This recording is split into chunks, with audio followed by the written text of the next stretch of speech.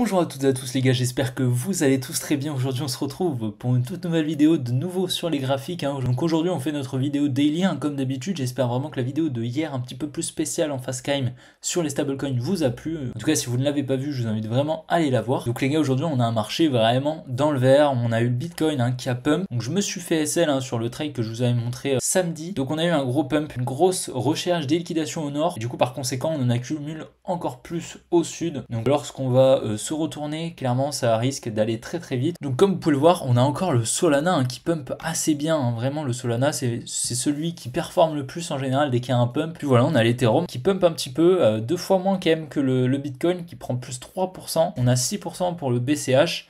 On a le Ton qui fait un petit rebond, le Matic qui prend 1%. Et donc voilà, on a une map quand même qui est plutôt dans le vert, donc c'est assez agréable. Donc les gars, dans cette vidéo, on ira faire un petit tour sur Twitter. Il y a 2 petits trucs à aller voir et puis on ira directement sur le Bitcoin. Je vais vous donner mon scénario sur le Bitcoin. On ira voir également le S&P 500 apporter un petit peu de confluence. On ira voir le Solana, le Matic également et le Arbitrum. Et on ira confluencer tout ça avec l'indice du dollar. Et puis on ira également voir les liquidations sur le Bitcoin. Ça peut être très très intéressant de voir un petit peu, de dézoomer un petit peu, voir où sont présentes les liquidations sur la heatmap. Donc les gars, je prends 2 secondes comme d'habitude pour vous rappeler de liker la vidéo et de vous abonner si ce n'est pas déjà fait. Pour les nouveaux qui ne me connaissent pas, on fait une vidéo par jour, donc 6 vidéos daily et j'essaye de faire une vidéo qui change un petit peu, une vidéo face cam où justement je vais vous apprendre un peu plus de fondamental, un peu plus de pédagogie également sur le trading. En tout cas, il y a pas mal de contenu qui arrive dans les prochaines semaines, donc vraiment abonnez-vous les gars, ça me fait extrêmement plaisir. Et puis les gars, on est parti pour le début de la vidéo. Donc directement sur Twitter, comme vous pouvez le voir, Tether change de PDG. Le poste était autrefois occupé par Ludovicus Jan van der Velde. Donc si vous avez vu ma vidéo sur Tether, vous avez dû le voir hier. Et donc ils ont changé. Il est à présent remplacé par Paolo Arduano. Donc bien évidemment, il n'est pas viré, il restera consultant dans la société Tether Limited. Et comme vous le savez, si vous avez vu ma vidéo d'hier, en tout cas je vous invite à aller la voir, il a très mal géré les finances. Enfin très mal, non, mais assez mal géré les finances. En tout cas, c'est vrai que c'est pas du tout optimisé. Donc si le nouveau PDG peut faire un petit geste là-dessus, ce serait vraiment super pour la fiabilité de l'USDT. Et puis ensuite on a Coinbase, Coinbase qui enregistre son 8e trimestre en baisse de volume spot consécutif. Ça fait 8 trimestres consécutifs que Coinbase perd du volume malgré qu'ils aient augmenté leur part de marché. Donc à présent ils sont à 5,7% contre 4,2% un an plus tôt. Bien sûr c'est grâce principalement à l'attaque de la SEC de Binance, ce qui a permis vraiment à pas mal d'exchanges de prendre un petit peu les parts de marché de Binance. Mais bon, Binance a quand même très largement la majorité des volumes de crypto. Et puis voilà, Coinbase devrait logiquement enregistrer sa 7e perte trimestrielle consécutive. Donc c'est vrai que Coinbase est une société qui est très très peu rentable. Elle est rentable uniquement en bull run. Donc c'est vrai, ils doivent avoir énormément de frais de gestion, etc. Ça doit être assez compliqué, je pense. Mais c'est vrai qu'en bull run, par contre, c'est une entreprise qui génère pas mal. Mais en bear market, c'est vrai qu'elle a pas mal de problèmes sur ses revenus. Comme je vous l'ai marqué, les revenus des transactions représentent 54% du chiffre d'affaires de Coinbase. Donc clairement, lorsqu'on a moins de 400 milliards comme on a eu à la TH du Bitcoin, comme je vous l'ai mis juste ici, bah forcément on a beaucoup moins de transactions, beaucoup moins de frais, etc., etc. Et Coinbase a du mal à se rémunérer. Bon, j'espère vraiment que dans le futur ils arriveront à trouver une solution justement à ce problème. En tout cas, je doute pas du tout que Coinbase rattrape ses pertes durant le prochain bull run. Clairement, c'est une entreprise qui pour moi est assez bullish à très long terme. Et c'est vrai que pour le moment l'action se replie un petit peu sur elle-même. Donc voilà, très très intéressant. On est sur le Bitcoin, comme vous pouvez le voir. On a eu un gros pump, une grosse prise de liquidité. Juste ici, on avait vraiment pas mal, une grosse poche de liquidation. Je vous l'avais montré sur Twitter. Donc moi, je me suis fait SL. J'avais pris un short juste ici à une cassure de la structure. J'ai pas trail mon stop, je vous explique pourquoi. On va descendre un petit peu en time frame. Comme vous pouvez le voir, on était en train de créer une trendline. Donc lorsqu'on est venu à liquider, je me suis dit très bien, on va commencer des plus bas. On vient liquider la trendline et on va entamer des plus bas. Au final, on a une jolie réaction évidemment. Et puis ensuite, en fait, on a fait des plus hauts. Donc ce que j'aurais dû faire, c'est trail mon stop ici à break-even sur cette mèche. Ce que je n'ai pas fait malheureusement parce que je me suis dit très bien, on recrée une nouvelle espèce de trendline comme ça.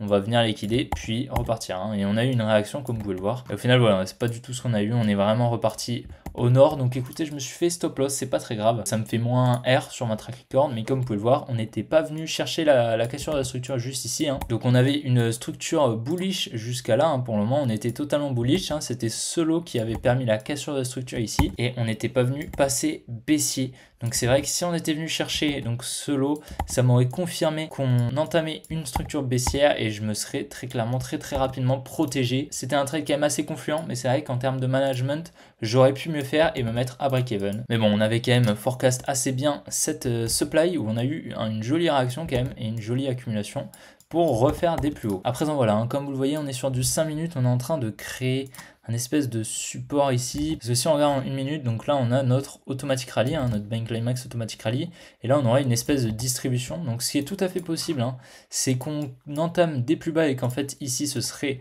notre trading range, et à ce moment-là qu'on vienne la conforter un petit peu avec ces petites touches, et qu'on ait cette jolie trendline ici qu'on puisse venir liquider, revenir par exemple dans cette supply juste ici, on la liquide, donc les retails vont passer bullish et puis on vient les liquider en entamant des plus bas. Personnellement, on ira voir sur la heatmap, mais c'est vrai qu'on a encore pas mal de liquidités au nord et je pense que ce qui est tout à fait possible, c'est qu'on repump encore un petit peu et qu'on ait une petite liquidation, tac, revenir en dessous, réaccumuler et puis repartir au nord pour un dernier petit pump. Ça me paraîtrait tout à fait pertinent. En tout cas, là, c'est vrai que moi, j'ai pas un setup qui me paraît assez confluent pour prendre un short, même si on vient liquider cette trendline. J'attendrai encore un petit peu plus haut, je pense. Et voilà, hein, comme vous pouvez le voir, en daily, on a encore voilà, quand même pas mal de high ici, là, qu'on n'est pas venu liquider. Et on a encore pas mal de liquidation au-dessus de ces highs. Donc un retour juste ici distribué. Là, ce serait extrêmement confluent. Très clairement, je serais preneur d'un short. Et puis, dans tous les cas, comme vous pouvez le voir, hein, là, c'est vraiment pas safe. Hein, tous ces lots là. Ici, ici, là, c'est vraiment pas safe. On va très clairement venir les chercher. Et je pense que lorsqu'on viendra chercher tout ça, on ira faire des plus bas, très probablement. Donc voilà, en direction lightmap, comme vous pouvez le voir, là, on est sur un mois. Donc tout ça, ça représente un mois. Et comme vous pouvez le voir, on a encore pas mal de liquidation aux normes. Et donc là, on a eu une petite réaction parce qu'on arrive sur une supply. Hein, donc cette grosse mèche est une grosse supply qu'on vient mitigater tranquillement. Et puis on va revenir probablement jusqu'aux 29 000 pour ensuite faire des plus bas. Ça me paraîtrait assez confluent. Mais comme vous pouvez le voir, on a des énormes clusters au sud, hein, de liquidation. Donc bien évidemment qu'on viendra les chercher dans pas trop longtemps. D'ici un mois à tout casser, on sera venu les chercher, c'est extrêmement probable. Donc on descend un petit peu en time frame, hein, comme vous pouvez le voir, on est en train d'accumuler encore un petit peu de liquidation au nord, il y a pas mal de gens qui shortent. Et puis voilà, on en laisse un petit peu au sud, on a notre trading range, hein, que je vous ai dit, hein, qui détient encore pas mal de liquidités. Donc c'est extrêmement confluent avec notre lecture graphique de la chart. Et puis voilà, revenir aux 27 500 pour ensuite repartir, ça me paraîtrait totalement confluent et ça nous permettrait de revenir dans ce gros bloc institutionnel juste là. Donc voilà, actuellement on est sur le S&P 500 et comme vous pouvez le voir, on est dans une dimen qui est quand même assez pertinente, je pense, qui a permis donc la cassure de ce support résistance pour les retail. Donc on a eu une grosse libération d'ordre. Donc on aura au minimum un petit rebond et si on la traverse, on reviendra très probablement dans cette dimen. En tout cas, voilà, moi je pense qu'on va quand même venir pas tarder à venir chercher ces liquidités pour ensuite probablement effectuer la mitigation de cette supply juste ici. Donc on va voir ce qui peut se passer. En tout cas, c'est vrai que pour le moment, le Bitcoin est assez décorrélé du S&P 500. Donc c'est vrai que la confluence est pas trop valide sur ces deux actifs en ce moment. Donc actuellement sur Arbitrum, comme vous pouvez le voir, on est en train de créer un gros support pour les retail. Donc clairement je pense qu'on va venir le liquider d'ici pas trop longtemps. On a clairement une structure bearish à moyen terme, hein, comme vous pouvez le voir. Et on est en train de créer de la liquidité au nord juste ici. Donc revenir dans cette supply pour ensuite faire des plus bas me paraît tout à fait pertinent. Cette supply qui me paraît assez pertinente. On a de la liquidité juste en dessous de la supply.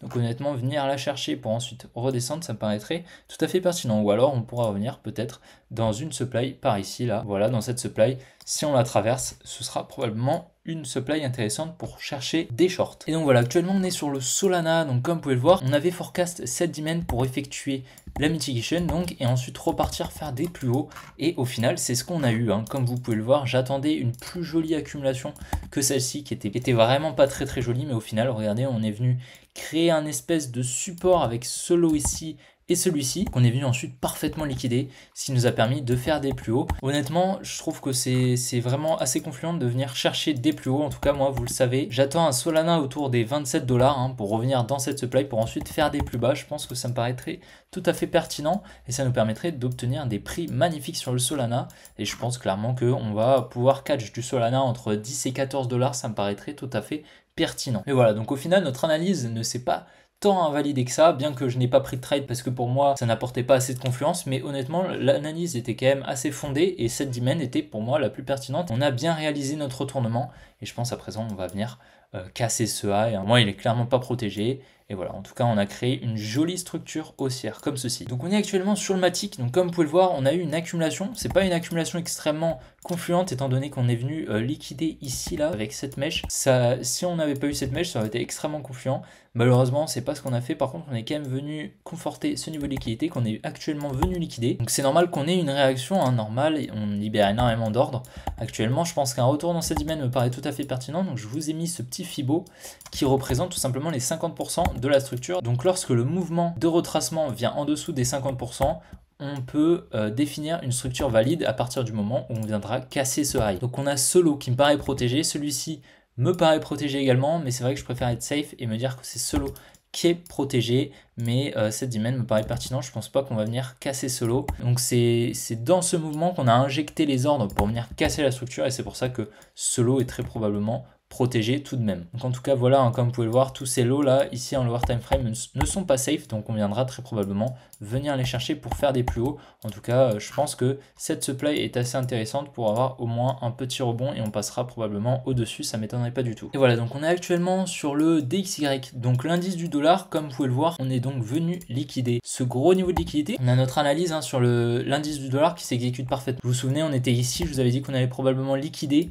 pour revenir casser la structure et pump, et c'est exactement ce qu'on a eu. Donc actuellement j'attends un retracement en dessous de ces lots ici qui comporte pas mal de liquidités, et cette dizaine me paraît la plus pertinente honnêtement pour venir continuer la structure.